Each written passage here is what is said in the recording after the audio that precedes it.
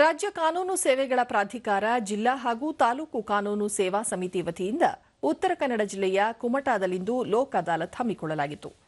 ವ್ಯಾಜ್ಯ ಪೂರ್ವ ನ್ಯಾಯಾಲಯಗಳಲ್ಲಿ ಬಾಕಿ ಇರುವ ರಾಜಿ ಮಾಡಬಹುದಾದ ಅಪರಾಧ, ಕ್ರಿಮಿನಲ್, ಸಿವಿಲ್, ಬ್ಯಾಂಕ್ ದಾವೆ, ಚೆಕ್ ಬೌನ್ಸ್, ಮೋಟಾರು ವಾಹನ ಕಾಯ್ದೆ, ವಿಮೆ ಸೇರಿದಂತೆ ವಿವಿಧ ಪ್ರಕರಣಗಳನ್ನು ಸಂಧಾನದ ಮೂಲಕ ಇತ್ಯರ್ಥಗೊಳಿಸಲಾಯಿತು.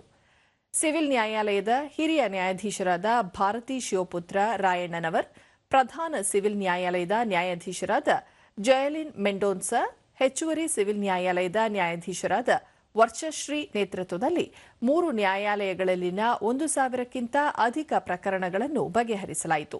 ದೂರದರ್ಶನದೊಂದಿಗೆ ಕಕ್ಷಿದಾರರಾದ ರೇಷ್ಮಾ, ಲೋಕ್ ಅದಾಲತ್ನಿಂದ ಪರಿಹಾರ ದೊರೆತಿದ್ದು ನ್ಯಾಯಾಲಯಕ್ಕೆ ಅಲೆದಾಡುವುದು ತಪ್ಪಿದೆ ಎಂದರು. मुश्किल आसान हो गया है, इसलिए औरत लोग के लिए बहुत आसान है.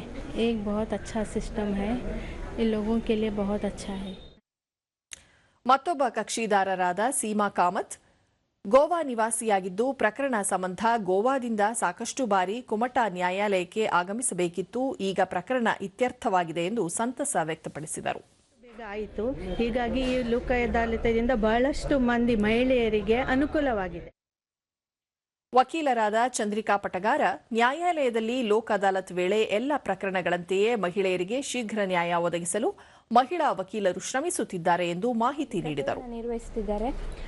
ಹೀಗಾಗಿ ಮೊದಲಿನಂತೆ ಮಹಿಳೆಯರು ತಮ್ಮ ಹಕ್ಕುಗಳಿಗಾಗಿ ಹೆದರದೆ ಮುಕ್ತವಾಗಿ ನ್ಯಾಯಾಲಯಕ್ಕೆ ಬರುವ ಅವಕಾಶ ಇದೆ.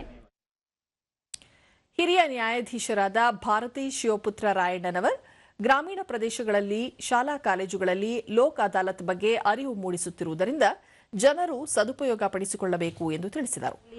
ಮಧ್ಯಸ್ಥಿಕೆ ಬಗ್ಗೆ ಆಗಲಿ, ಕಾರ್ಯಕ್ರಮಗಳನ್ನ ಸ್ಕೂಲು ಕಾಲೇಜುಗಳಲ್ಲಿ ಏನು ಕಾರ್ಯಕ್ರಮಗಳನ್ನ ಮಾಡ್ತೀವಿ, ಹಳ್ಳಿಗಳಲ್ಲಿ ಹೋಗಿ ಕಾರ್ಯಕ್ರಮಗಳನ್ನ ಮಾಡಿ ಜನರಿಗೆ ಏನು ಕಾನೂನಿನ ಬಗ್ಗೆ ತಿಳುವಳಿಕೆಯನ್ನು ನೀಡಿದ್ದೀವಿ. ಮತ್ತು ಲೋಕ್ ಅದಾಲತ್ ಬಗ್ಗೆ ಅವರಿಗೆ ಮನವರಿಕೆಯನ್ನು ಮಾಡಿಕೊಟ್ಟಿದ್ದೀವಿ. 1000 ಚಿಲ್ಲರೆ ಕೇಸುಗಳು ಈ ದಿನ